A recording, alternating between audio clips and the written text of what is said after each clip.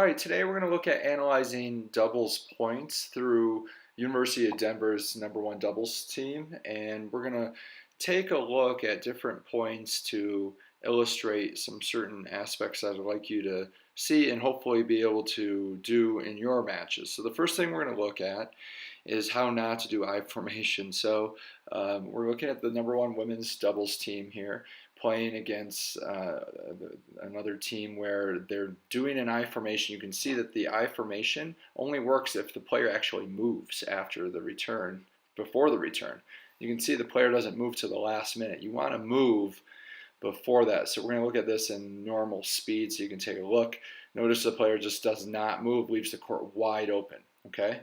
Also, if your player accidentally hits a return to the player at the net, it happens, but what you can do to protect yourself from that is, first of all, make sure you keep an eye on the player at the net. So you can see the player not returning is watching the player at the net, not her opponent returning, or her partner returning. And she's going to play some defense now, and notice that she's just going to try to get the ball away from the person at the net, which is hard to do since she's covering almost the entire court. So she's going to lob. Notice as soon as they lob, look what the girls do. They back up and get ready to play in a defensive mode, because now they are not having the advantage of hitting a good ball. So they're going to back up and try to hit the ball or try to stay in the point. And regardless of what happens here, the idea is just playing defense. Okay, so you can see this in fast motion and just see how it looks. And notice how fast the reaction is. So they don't just stand there, they're just trying to get into the point. Next one is getting your opponent hit down the line from the baseline. A lot of players cannot do that very well. Hitting cross court only works. Watch the I formation. The player is going to slide over, cover the cross court shot, forcing the player to hit down the line. Now notice that if you keep doing this, the player has a hard time hitting down the line. They're used to hitting cross court. Here's the player accidentally hits it cross court. Player at the net has a nice easy overhead and puts the ball away. So the whole idea is you can always change your formation. Australian works too. You can see this in regular speed here, is that you want to get them to try to hit down the line, and the player at the net is more capable of being aggressive. Next thing we want to look at is hitting an out wide return. Sometimes that actually helps. We always mention, you've probably heard, you give an angle, you get an angle. But sometimes it works pretty well, and especially puts pressure on the server.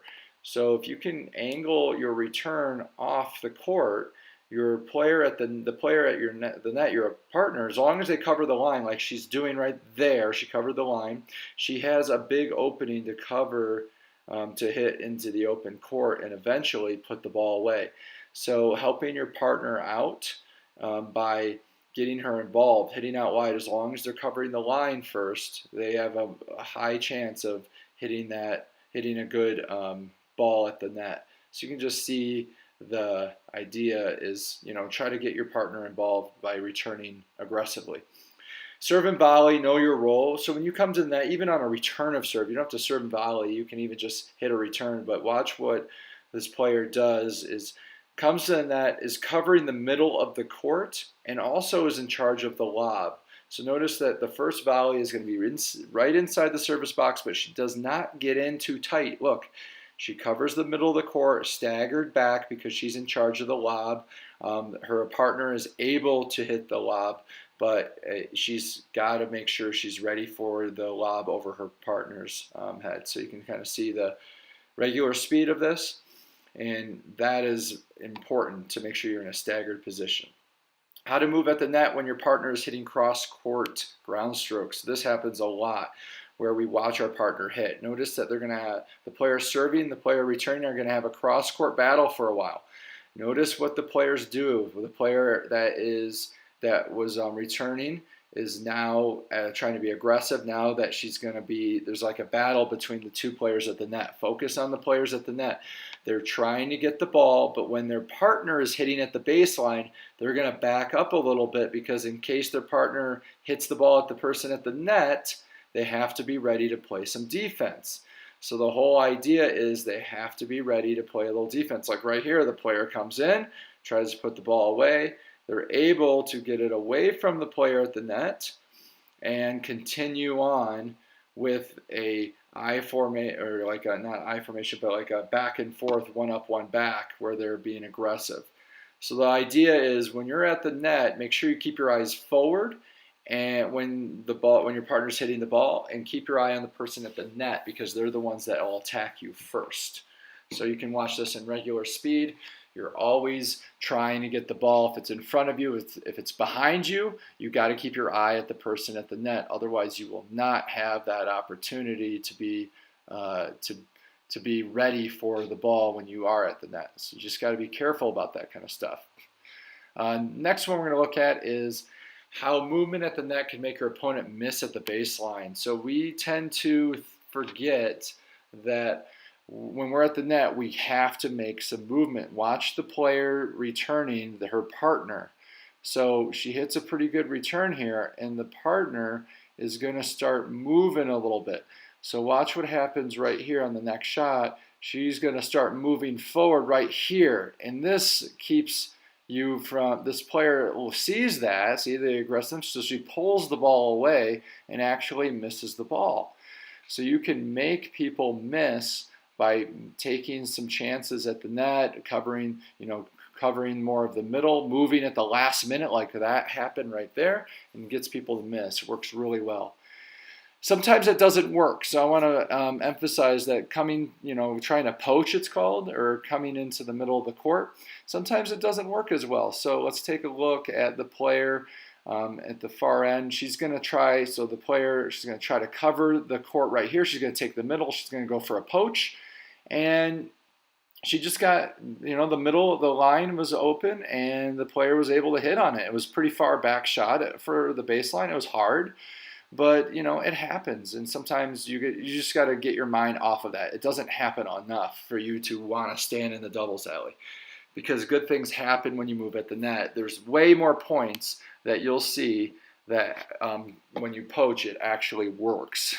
So you can watch this point out, and the player is going to move, and watch how this player at the net right here is going to move right here, and she's going to come around and put that ball away. So you can see even the player put her back to the player at the net. She was afraid to get hit. So you can see that this is kind of like the common thing where you can see how the player is back and forth. You can tell that it's just, you got to move.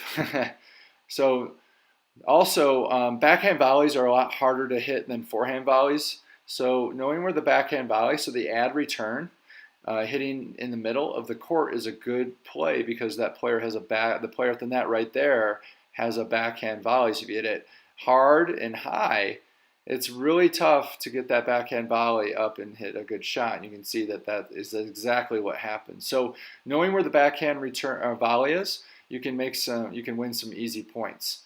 Hitting at your opponent is also a good strategy. It's not trying to hurt them. It's just trying to keep angles away. So if you see that you're in a tough position where there's a player at the net and you can't get it by him, just aim right at him. So this player just hits it right at the player at the net, and they have a hard time handling that, no angle, and they didn't get the ball in. So try to think about trying to hit the ball right at the player so that they can, you take away the angles.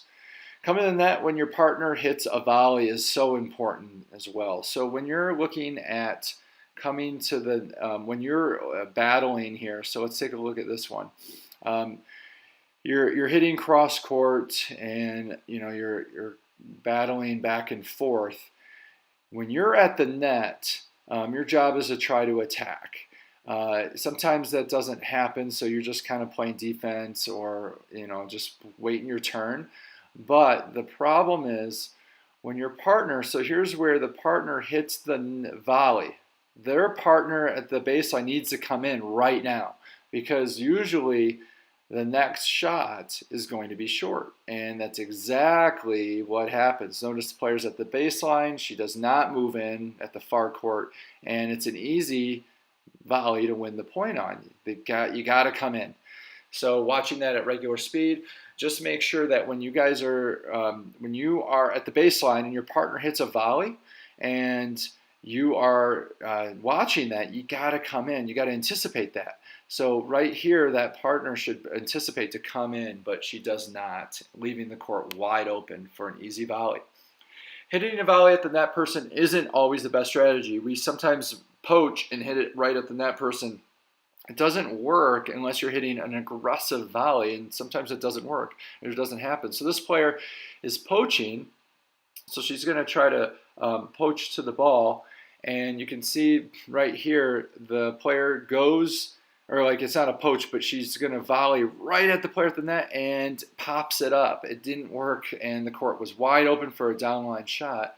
So the idea is you can't always go at the person at the net. It's just if you don't have the volleys for it, just go back to the person at the baseline. You know, you're leaving the court wide open when you do that, right?